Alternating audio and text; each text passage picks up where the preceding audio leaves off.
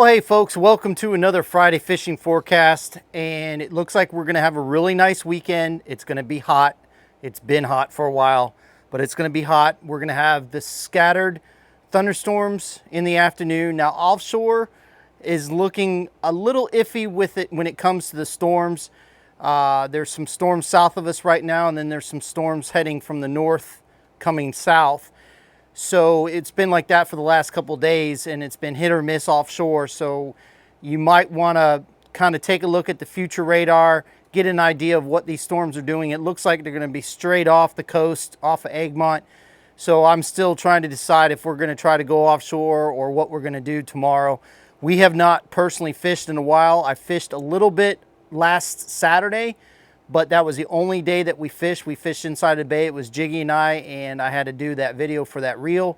So we didn't put together just a regular video. I haven't had a lot of time to do that. Plus we haven't been fishing, so I haven't done any fishing videos, but we're hoping to change that. We appreciate everybody's patience and all the comments about the bait shop and about the reel and all these other things. So we appreciate those.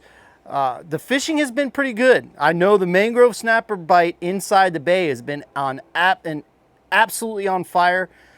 Captain William Wise with Bad Fish Charters, Captain John Gunter with Off the Hook Charters.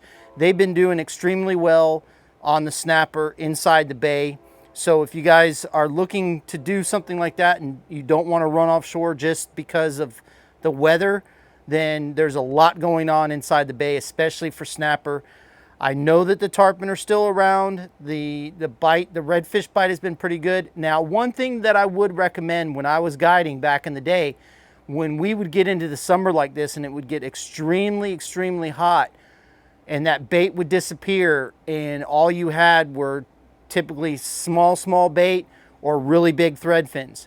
I would take those thread fins and literally cut them up and use them as cut bait. And we would catch some monster snook like that. I'll never forget, we were fishing a tarpon or a tournament one time, and we were sitting on a open flat with a big hole. The tide was really negative, and these snook were sitting all around this hole, and they were some big snook. And the guys were throwing live bait at them. I said, guys, they're not going to eat that live bait. I said, watch this. So I took a handful of chunk bait and I threw it in the pothole. And every one of those snook came into the pothole and sucked up every piece of cut bait that was in there.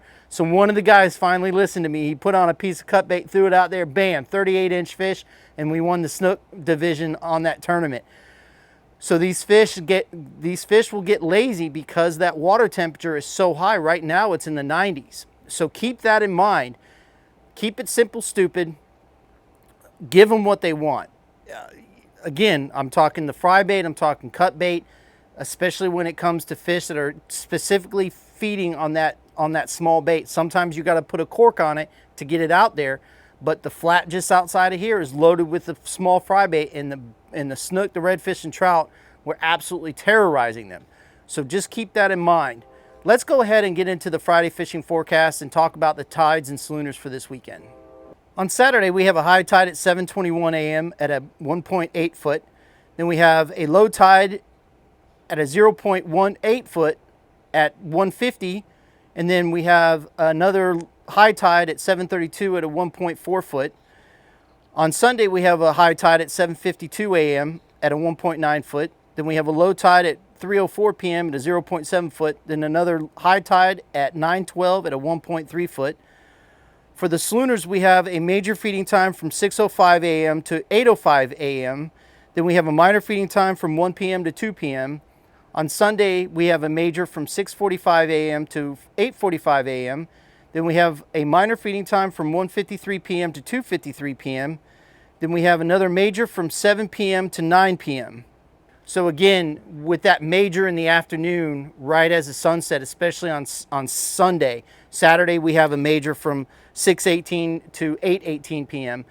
So with those majors, the closer you get to the sun going down, it also affects that. I know I talk about it all the time, but with the sun rising and the sun setting, it actually lowers the barometric pressure. So when you hear people talk about, oh, I had a great sunset bite or I had a great sunrise bite, That's why the barometric pressure is lowering, and that's what those fish like. The beginning of a lowering barometer, they'll put the feedback on.